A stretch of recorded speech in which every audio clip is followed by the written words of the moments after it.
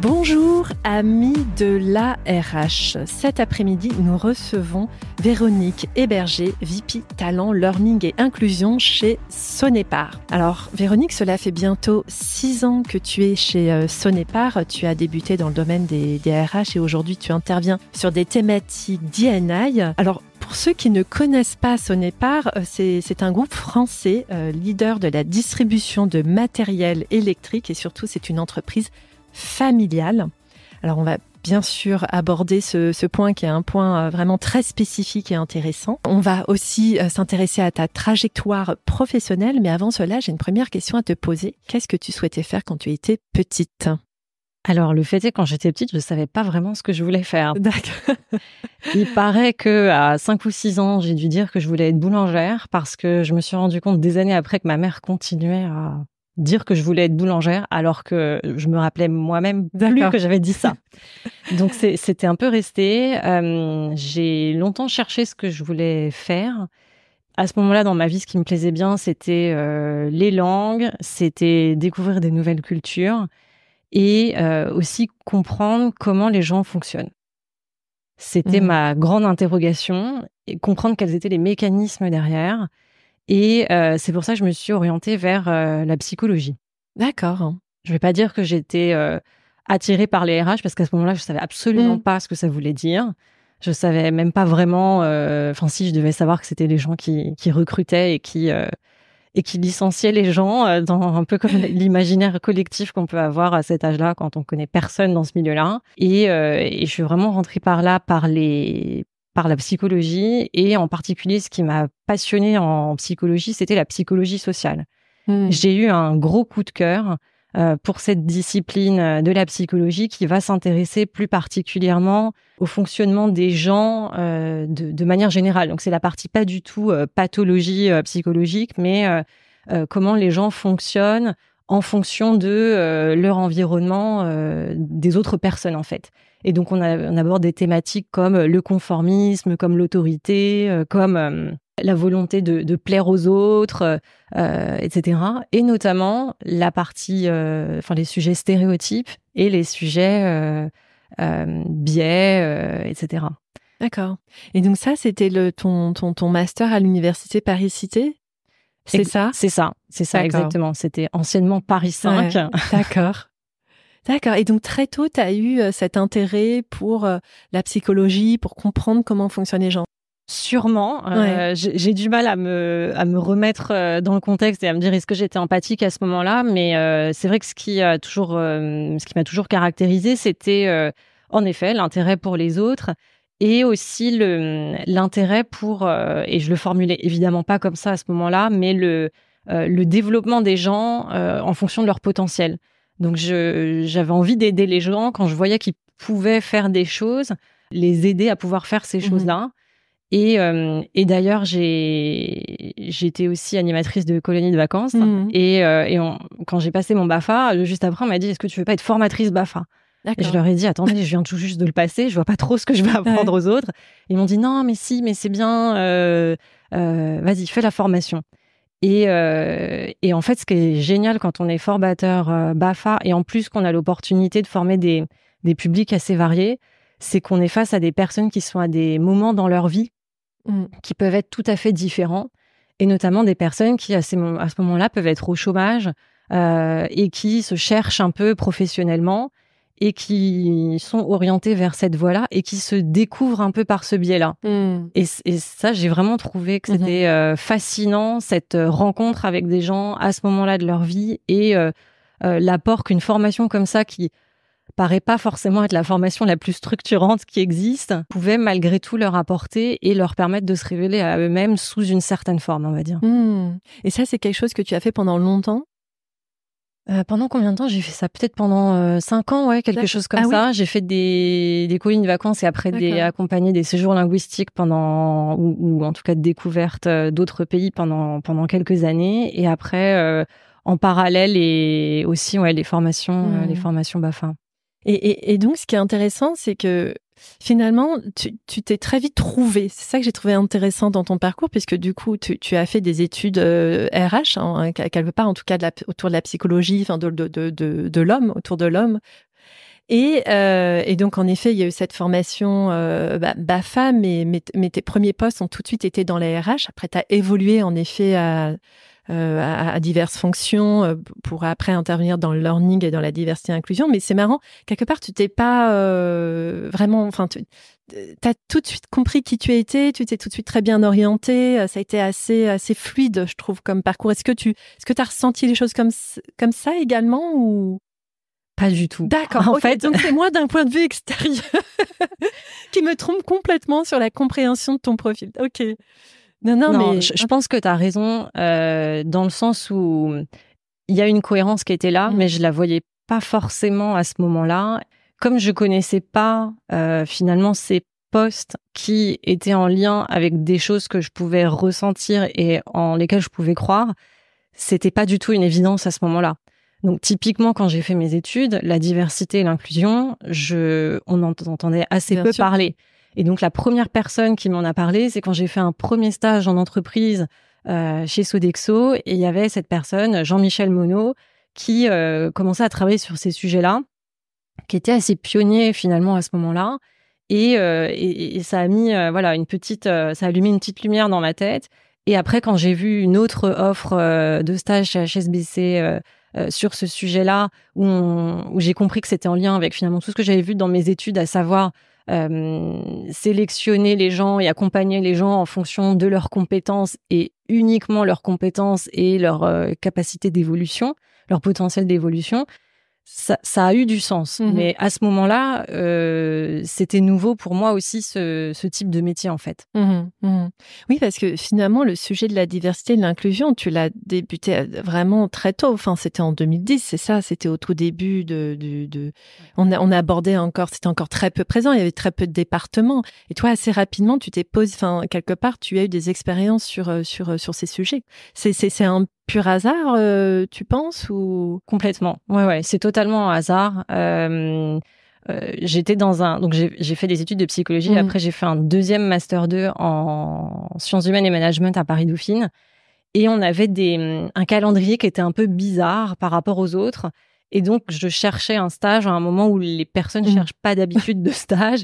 Et il y avait eu quand même ce career fair à Dauphine, où il y avait eu ces différentes opportunités qui étaient partagées, ou en tout cas on pouvait envoyer des CV, et il y a eu cette opportunité qui s'est présentée, et je me suis dit oui, ça a l'air hyper intéressant. Dans ce stage-là, il y avait diversité et inclusion, et il y avait développement des carrières, accompagnement des carrières, et je me suis dit ok, ça a l'air bien. J'ai rencontré ma future chef, ça a matché, et ça s'est fait, et c'était une super expérience. Et après, tu as donc en effet travaillé également chez AXA sur des sujets de diversité et inclusion. Aujourd'hui, tu es au sein de Sonepar, donc finalement, en effet, ça te suit depuis maintenant plusieurs années. Avant de s'intéresser donc très concrètement à tes missions, j'aimerais qu'on parle un peu de Sonepar, parce que c'est une entreprise familiale. Donc ça, c'est un point qui est vraiment très intéressant. Qu'est-ce que toi qui as travaillé dans d'autres entreprises, comme par exemple, je pense à AXA, déjà, c'est quoi la culture Sonepar, et qu'est-ce que ça change avec une entreprise non familiale? Est-ce que tu vois une différence?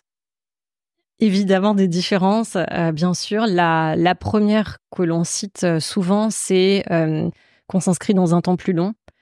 Et que nos actionnaires familiaux, de la même manière que dans une famille, on cherche à construire et à transmettre, ils ont aussi cette volonté-là. Donc, ils ont aussi cette volonté de poser des bases saines pour durer, en fait. Donc ça, c'est vraiment une des caractéristiques claires. Je dis pas que les autres entreprises veulent pas durer non plus, mais en tous les cas, il y a cette volonté très clairement affiché de se dire ok, on peut dépenser plus à un moment donné parce qu'on sait que ça va apporter de la valeur sur le long terme, et on est complètement à l'aise avec ça. Et comment tu le ressens, ça, très concrètement, toi, dans un quotidien ou dans des directives? C'est quoi? En effet, ce temps long, comment tu le ressens? T'as des objectifs qui sont fixés à plus long terme, t'as moins de pression, enfin, ou je sais pas, mais comment ça s'illustre? Alors, dans mon quotidien, sur mon poste, je dirais pas que mes objectifs sont spécialement affectés par ça. Ça va plus être en termes d'investissement, par exemple. Je sais que donc notre métier chez Sonepar, c'est tout ce qui va être logistique, supply chain. Donc on achète ou on loue des entrepôts qu'on est en train d'automatiser très fortement. Et l'une des manières dans laquelle se manifeste cet engagement sur le long terme, c'est que nos actionnaires nous ont dit: on veut que vos entrepôts aient les plus hautes qualifications environnementales possibles. Et que ce soit des entrepôts qui utilisent les meilleures technologies en termes de consommation d'énergie, voire même de production d'énergie. Et ça, c'était tout de suite et sans, entre guillemets, sans négociation. En fait, c'est presque eux qui nous ont poussés. Alors, je pense que ça s'est fait un peu dans les deux sens. Je connais pas la genèse de ces décisions, mais en tous les cas, c'était quelque chose qui s'est fait de manière un peu évidente des deux côtés. Je disais, ça se manifeste pas dans mes objectifs à moi. Par contre, ça se manifeste dans les échanges qu'on peut avoir avec les actionnaires, parce que ça, c'est le deuxième point. Et c'était notre CEO qui disait ça il y a quelques temps, qui disait une des spécificités d'une société comme Sonepar et d'un rôle comme le sien, mais aussi le mien dans une moindre mesure, c'est finalement qu'on voit régulièrement nos actionnaires, en fait. C'est pas une masse invisible et inconnue. On est amené à échanger avec eux à différentes occasions selon le poste qu'on peut occuper. Et la diversité et l'inclusion sont une de leurs préoccupations. Et ils posent des questions et ils demandent qu'est-ce qu'on fait pour s'engager sur ces sujets-là. Donc un temps plus long et aussi plus de proximité, en tout cas. Plus de proximité, tout à fait. De proximité avec les actionnaires et des vraies possibilités d'échange.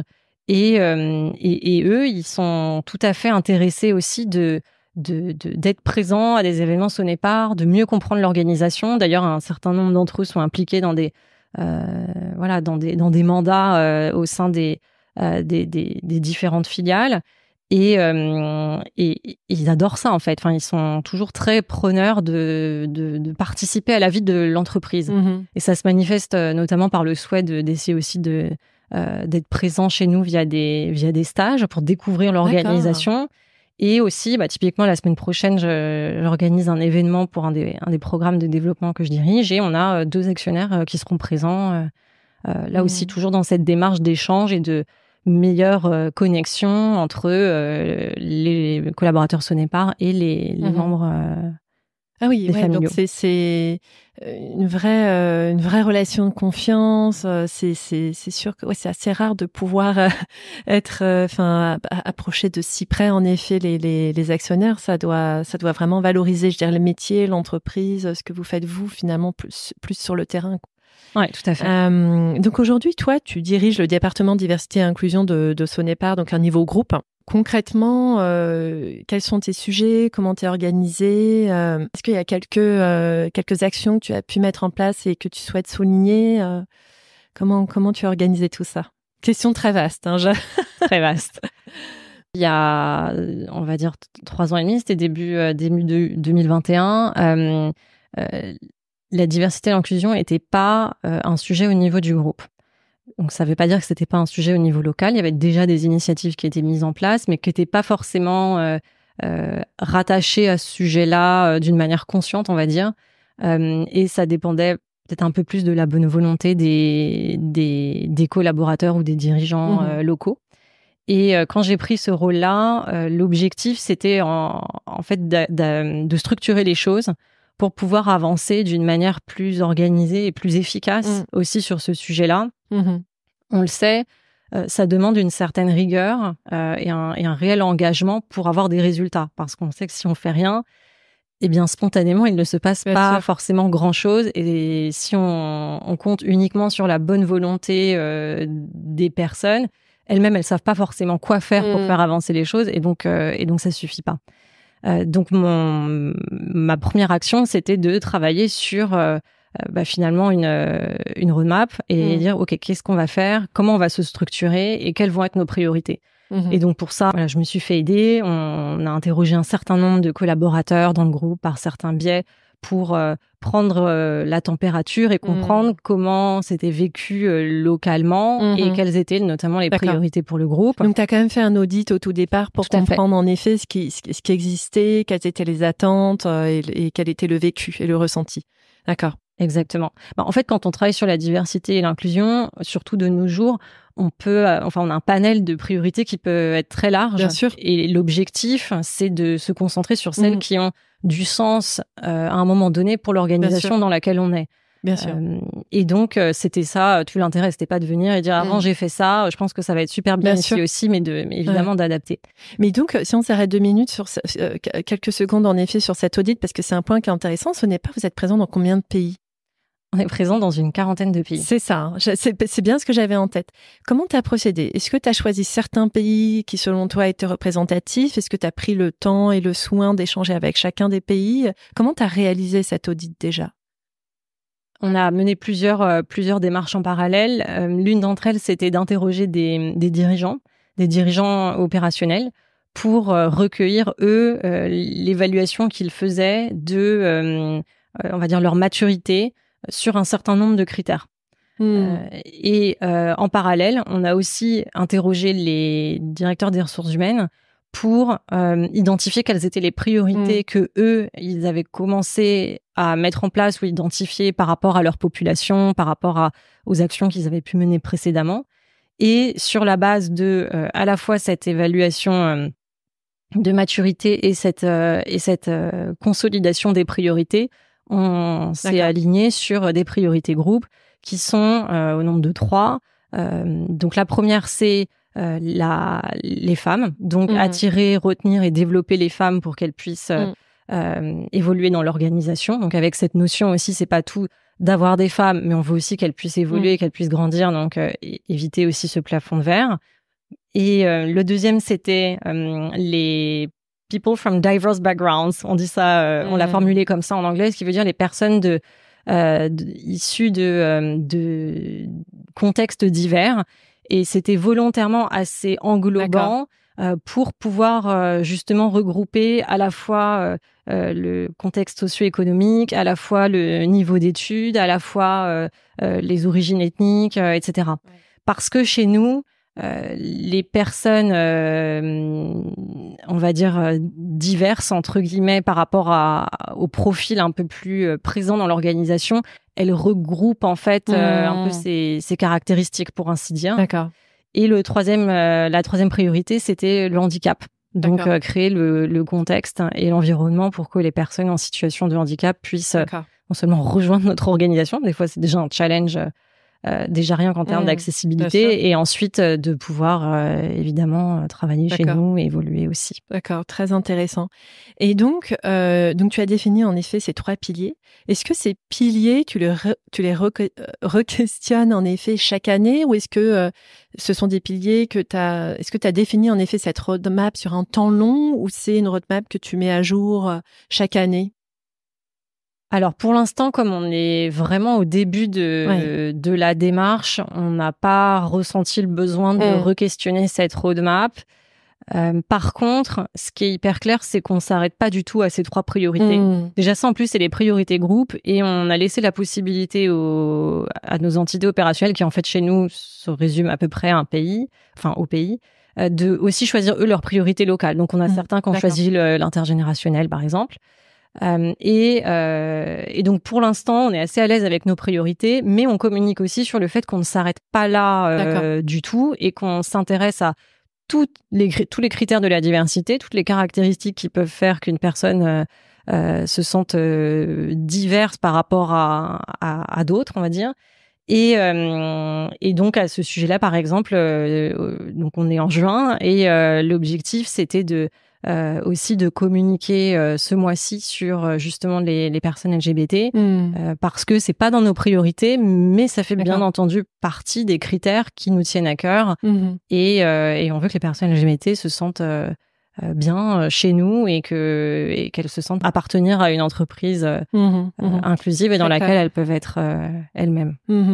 Très clair. Donc vous avez en effet vos priorités pour lesquelles il va y avoir certainement des actions dans le long terme, en tout cas très concrètes, qui vont être mises en place, mais pour autant un agenda qui existe aussi, comme par exemple le mois des fiertés, pour lequel vous pouvez avoir une prise de parole et montrer en tout cas votre soutien en tout cas sur cette population. C'est intéressant aussi, finalement, cette latitude que vous laissez au niveau local pour se dire, voilà, il y a le cadre global du groupe qui est proposé, mais derrière, vous avez quand même une initiative, quoi. Finalement, tu es très à l'écoute des besoins, et tu laisses beaucoup de latitude et de possibilités à tes équipes locales aussi, finalement. Oui, et on le fait nous, mais c'est aussi très Sonepar. On est issu d'un contexte assez où nos entités étaient assez indépendantes. Aujourd'hui, pour plein de raisons, on est obligé de renforcer les synergies sur un certain nombre de sujets pour créer de la valeur et pour accompagner aussi plus facilement nos différentes entités sur un certain nombre de sujets. Néanmoins, dans notre ADN, il y a toujours cette notion de ownership du local et qui puissent aussi, eux, adapter finalement un certain nombre de choses à leur réalité parce que nous, on est au groupe, on a une vision qui est globale et on peut pas connaître toutes les spécificités locales qui vont justement faire que certains sujets vont être plus pertinemment adressés d'une manière ou d'une autre. Intéressant. Sur la thématique des femmes, par exemple, qu'est-ce que tu as pu mettre en place, toi, pour justement attirer, retenir et développer davantage les femmes? Est-ce que tu as des actions concrètes que tu as pu mettre en place ou pas encore? Alors, déjà, la première chose sur laquelle on a travaillé, c'était un e-learning qui allait être destiné à toute la population dans le groupe. Donc, un e-learning qui était assez global sur les sujets de la diversité. Et l'objectif, c'était de dire, voilà, chez Sonepar, la diversité, c'est un sujet qu'on prend tout à fait au sérieux. Il y avait l'introduction avec notre CEO, la conclusion avec notre DRH Group. Donc voilà, c'était bien cadré, bien annoncé, bien avec les sponsors parfaits. Et l'objectif, c'était d'annoncer ça. Et ensuite, après, évidemment, de construire là-dessus pour adresser les différentes priorités.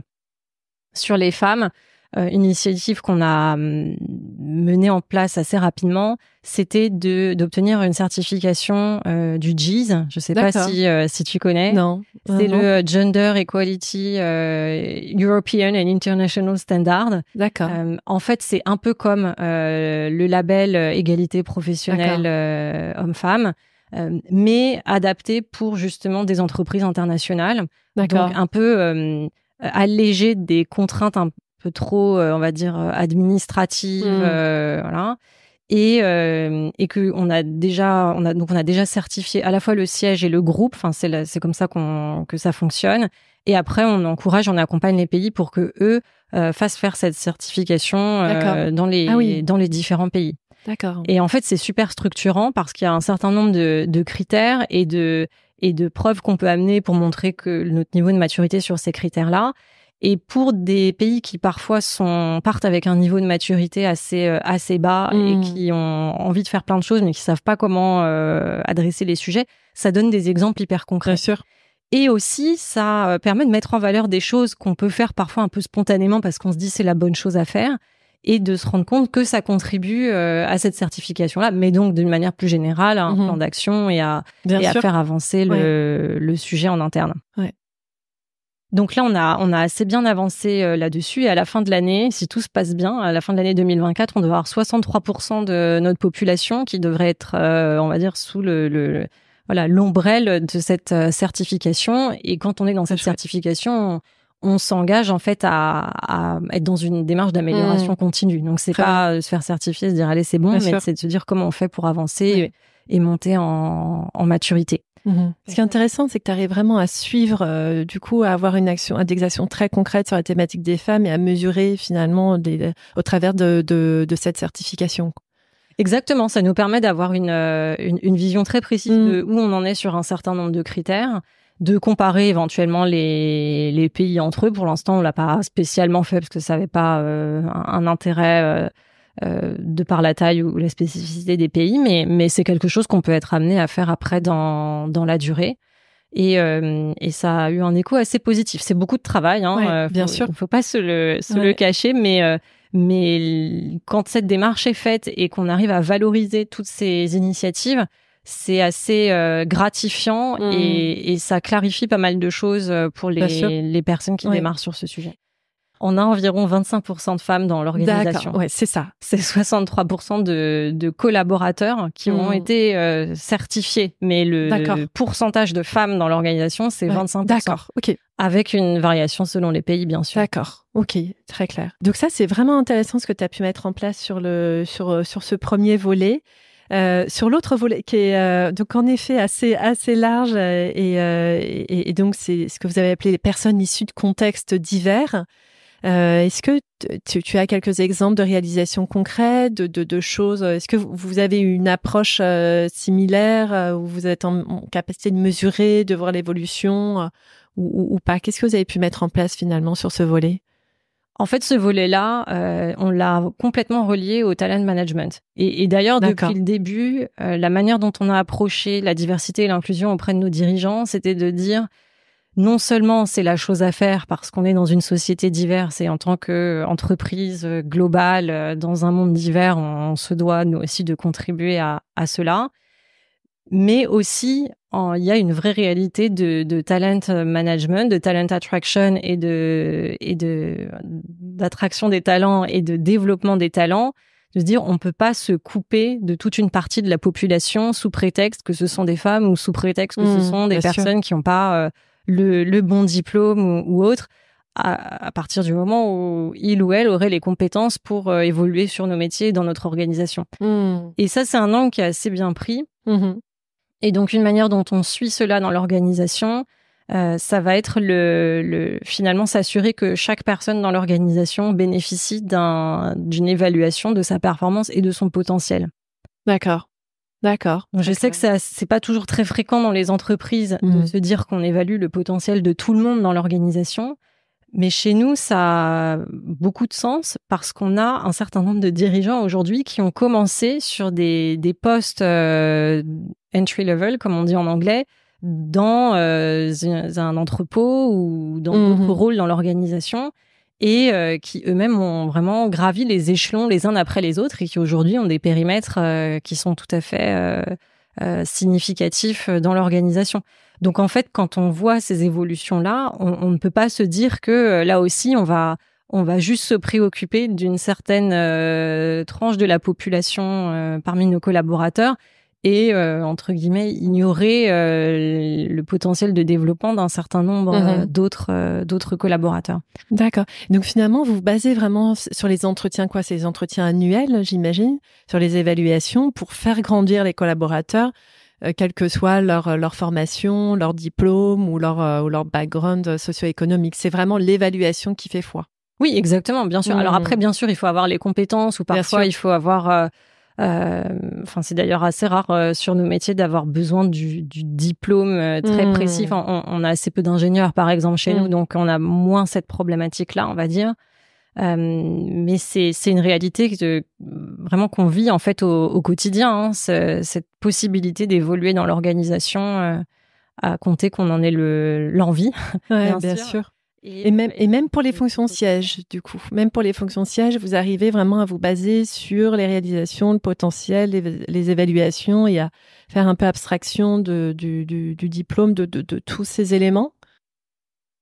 Alors, c'est vrai qu'on est sur des recrutements qui sont peut-être un peu plus classiques parce qu'il y a aussi des parcours qui sont un peu plus évidents sur un certain nombre de fonctions. Mais on peut l'observer, par exemple, sur les métiers du digital, par exemple. On peut avoir des personnes qui ont des parcours assez différents, tout simplement parce que c'est des métiers parfois qui sont assez récents. On va aller chercher une expérience assez précise sur certaines technologies ou certaines méthodologies.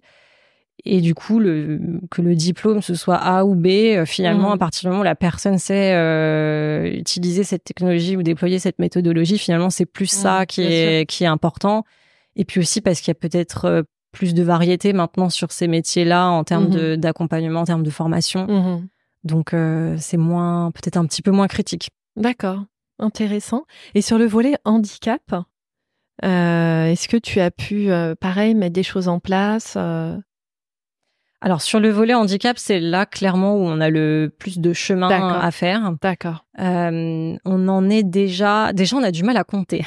Ouais. Ça paraît très oui, trivial, c'est la base, hein, c'est exactement. déjà ça. Hein. Mais on a du mal à compter combien de personnes en situation de handicap on a dans nos différents pays parce que les règles pour compter sont pas toujours les mêmes. D'accord. Donc nous en France, on va dire que c'est assez normé. On a la reconnaissance de qualité de travailleur handicapé qui est très cadrée et très suivie.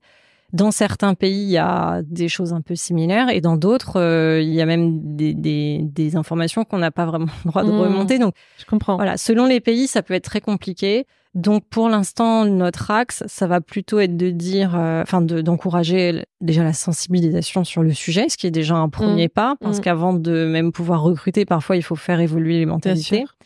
Et aussi de créer l'environnement qui va permettre de...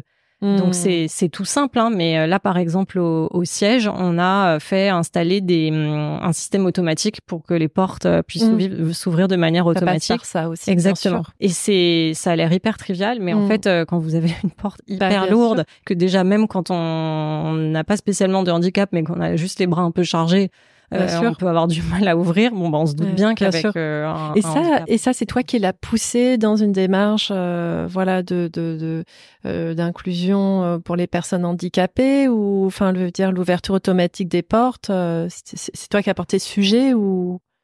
Alors au siège, l'exemple est parlant. En fait, c'est plus qu'on a recruté des personnes qui étaient en fauteuil. Et en fait, on s'est rendu compte que c'était pas adapté. En fait, on le savait. Enfin, bien sûr, on le savait depuis longtemps. Mais tant qu'on n'avait pas ce besoin-là, ça n'avait pas forcément été priorisé. Et au moment où on a eu ce besoin, on s'est dit ok, maintenant il faut le faire parce que on peut pas se permettre d'avoir des personnes qui peuvent pas travailler pour nous juste à cause de ça. C'est un peu ridicule. Qu'est-ce que ça t'apporte toi de travailler sur ces sujets au quotidien, personnellement, professionnellement? Est-ce que déjà c'est important pour toi de porter ces sujets de diversité et inclusion au sein de l'entreprise et qu'est-ce que ça t'apporte dans ta vie finalement?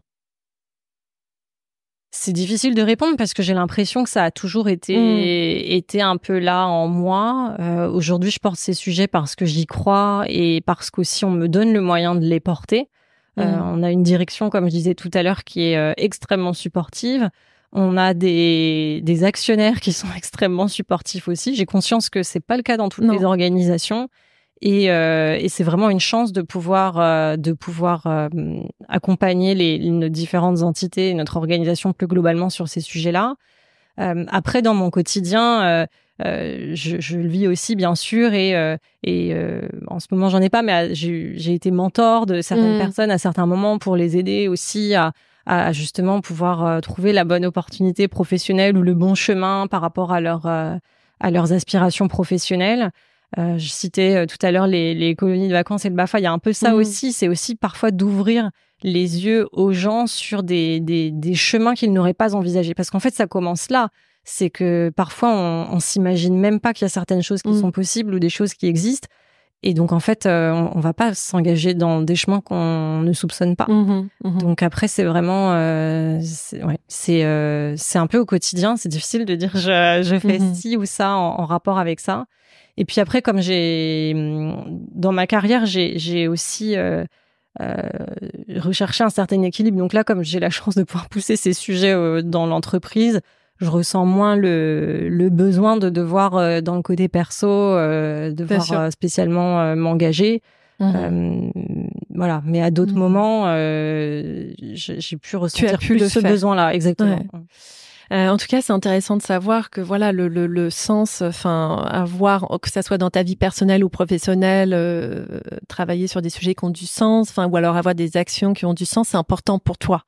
Et c'est très certainement ce qui fait que tu en es là où tu en es aujourd'hui.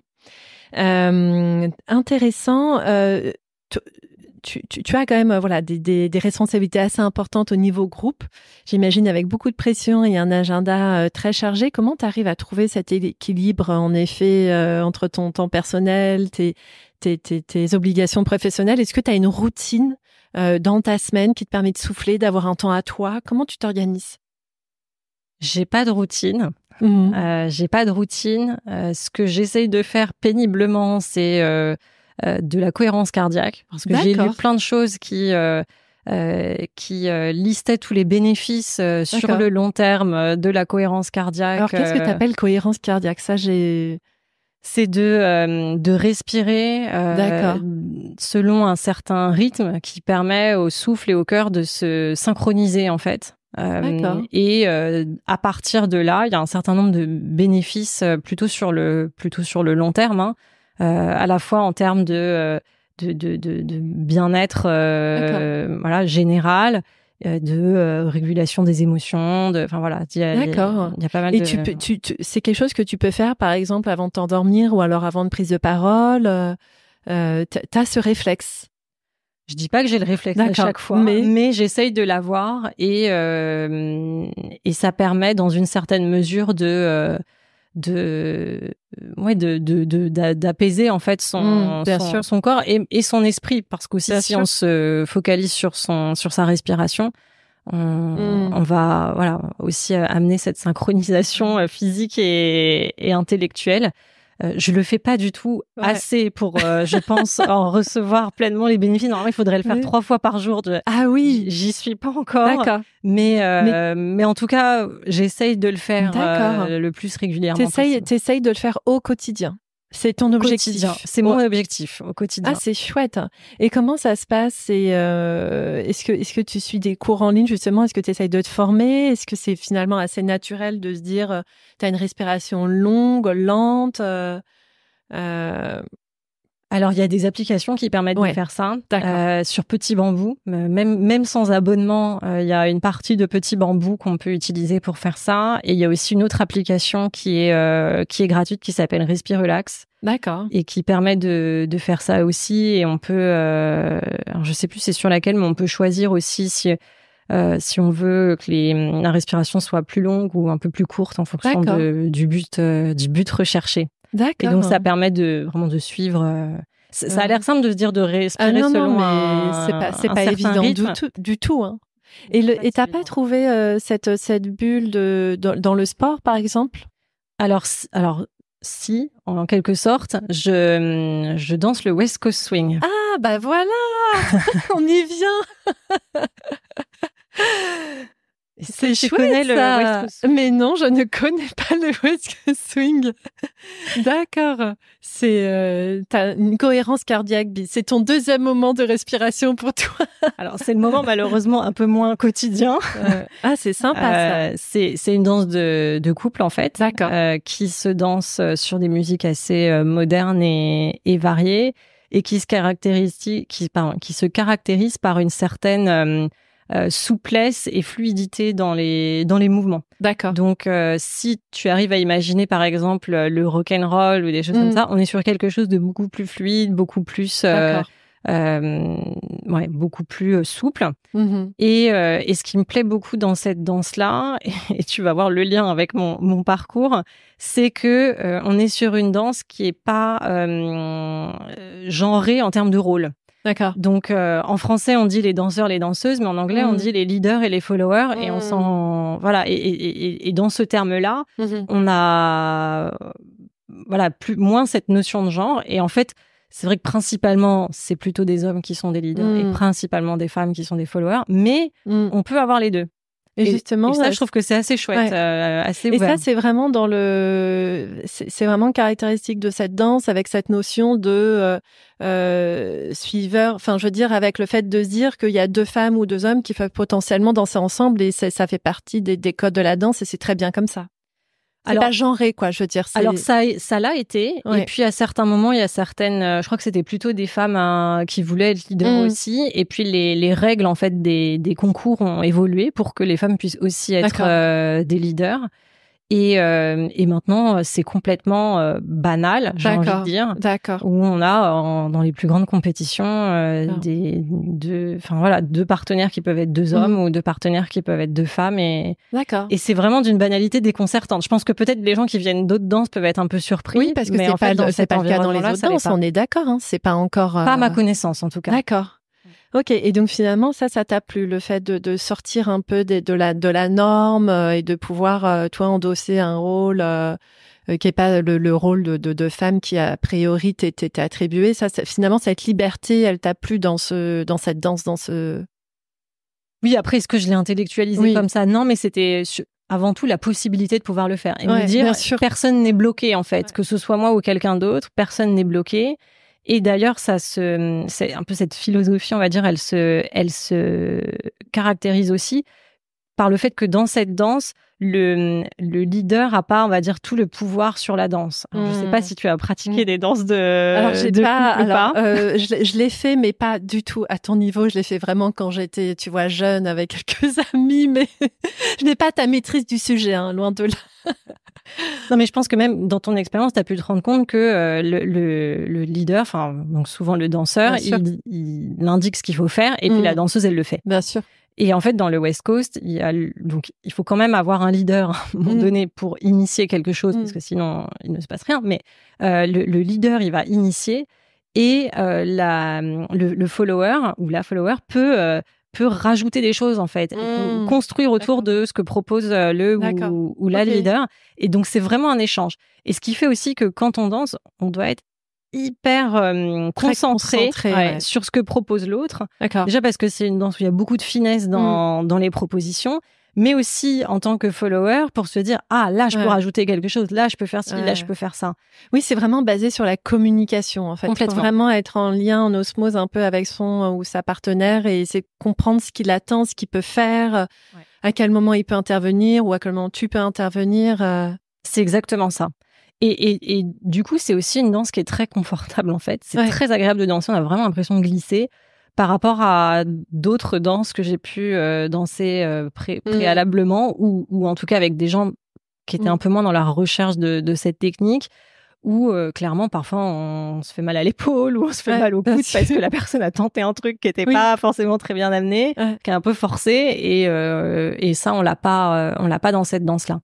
Et pour poursuivre sur ce que je disais de cette vraiment écoute et on va dire moindre genrage des rôles, il y a une espèce de nouveau courant maintenant qui est le switch où en fait les rôles sont inversés à l'intérieur de la danse en fait. D'accord. Donc pendant un moment le ou la leader va leader et puis à un moment donné le ou la follower va prendre le relais et ça peut changer comme ça plusieurs fois dans la danse. Donc je pense que quand on sait pas spécialement danser, c'est pas une évidence quand on voit les gens danser.